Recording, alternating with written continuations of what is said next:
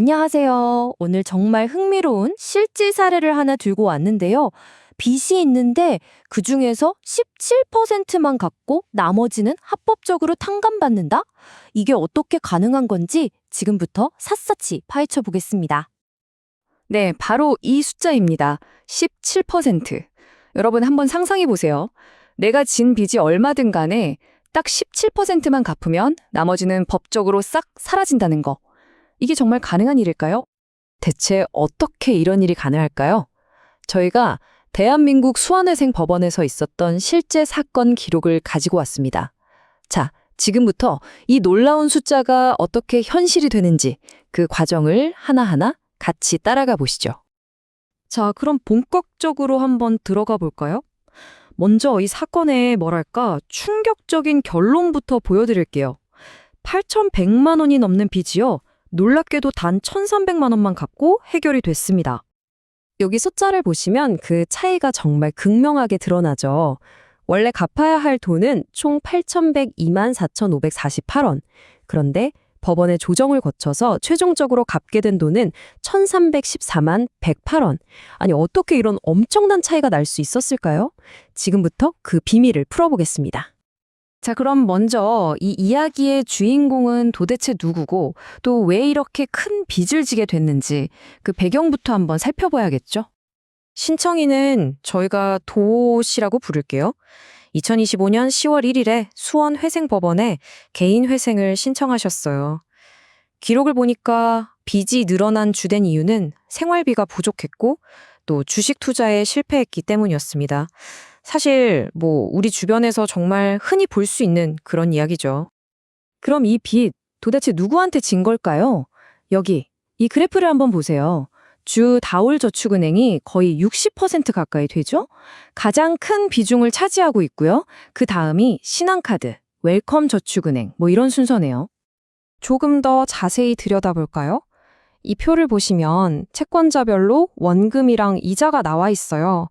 그러니까 원금만 해도 거의 7,600만 원인데 거기에 이자가 500만 원 넘게 붙어서 아까 봤던 총 채무 8,100만 원이 넘는 금액이 된 거죠. 자, 여러분, 지금부터가 정말 중요합니다. 이 모든 이야기의 핵심 키워드가 등장하거든요. 바로 청산가치라는 건데요. 이게 뭐냐면 신청인이 가진 순자산이 과연 얼마인지를 따져보는 거예요. 이걸 이해해야 채무자뿐만 아니라 돈을 빌려준 채권자 입장에서도 이 제도가 왜 합리적인지 알 수 있게 됩니다. 이 청산가치라는 게 말이 좀 어려운데 아주 간단해요. 만약에 이 신청인이 에라 모르겠다 파산하고 모든 걸 다 처분한다고 쳐요.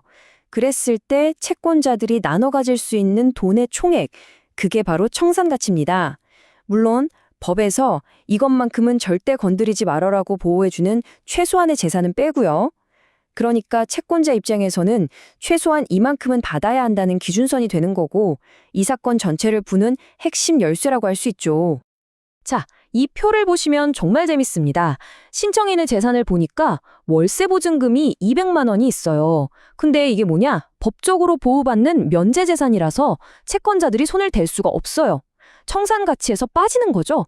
그럼 남는 게 뭐냐? 결국 보험 깨면 받을 수 있는 환급금 2개. 이게 전부인 겁니다.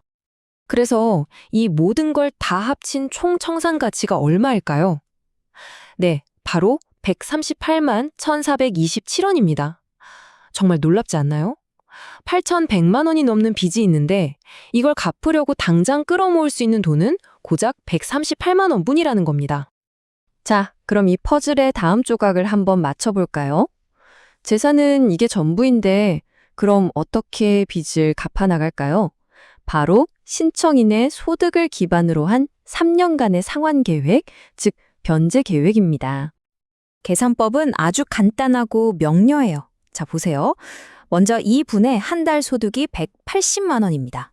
여기서 법원이 이건 먹고 사는데 꼭 필요하니까 건들지 마세요 하고 정해준 1인 가구 최저생계비 약 143만 원을 빼주는 거예요. 그럼 얼마가 남죠? 네, 월 36만 5,003원. 바로 이 돈이 매달 채권자들에게 갚아나가야 할 돈이 되는 겁니다. 그래서 이 계획의 핵심은 이겁니다. 앞으로 3년, 그러니까 36개월 동안 매달 36만 5,003원씩 꼬박꼬박 갚는 거예요. 그렇게 3년 동안 갚은 돈을 전부 합치면 얼마가 되냐면 총 1,314만 108원. 이게 바로 아까 봤던 원금의 17%에 해당하는 금액이고요. 더 놀라운 건 이자는 단 1원도 갚지 않고 전액 탕감된다는 겁니다. 자, 이제 정말 마지막 퍼즐 조각만 남았습니다. 아니, 상식적으로 이렇게 파격적인 계획을 법원이 왜 승인해 주는 걸까요? 여기에는 아주 중요한 핵심 원리가 숨어 있습니다. 바로 이 원칙 때문인데요. 아까 제가 정말 중요하다고 말씀드렸던 청산 가치 기억나시죠? 법원의 기본 원칙은 이거예요. 3년 동안 꾸준히 갚는 돈이 지금 당장 이 사람 재산을 다 팔아서 얻는 돈, 즉 청산 가치보다는 무조건 많아야 한다. 그래야 채권자한테도 더 이득이니까요. 이걸 법률 용어로 청산 가치 보장의 원칙이라고 부릅니다. 그리고 이 화면이 그 모든 걸 한눈에 보여줍니다. 보세요. 3년에 걸쳐서 갚겠다고 한 돈은 총 1,314만 원이에요. 그런데 이 사람 재산을 지금 당장 다 팔아봤자 채권자들이 손에 줄 수 있는 돈은 고작 138만 원입니다. 자, 여러분이 채권자라면 어떤 선택을 하시겠어요? 138만 원 받고 끝낼래요? 아니면 3년 기다려서 1,314만 원 받으실래요? 답은 너무나 명확하죠. 바로 이겁니다. 이게 핵심이에요. 이 개인회생 제도는 단순히 빚진 사람을 구제해주는 것만이 아니라 채권자들의 손실도 최소화해주는, 그러니까 양쪽 모두에게 현실적으로 가장 나은 결과를 만들어주기 때문에 법원에서 승인을 해주는 겁니다. 자, 오늘 저희는 실제 사례를 통해서 개인회생이라는 제도가 어떻게 작동하는지 그 속을 들여다봤습니다. 그럼 이런 제도가 있다는 건 우리 사회 전체에 어떤 의미를 가질까요? 한번 실패한 개인에게 다시 일어설 기회를 주는 것이 과연 우리 경제와 사회에 어떤 영향을 미치게 될지 한 번쯤은 깊이 생각해 볼 만한 질문이 아닐까 싶습니다.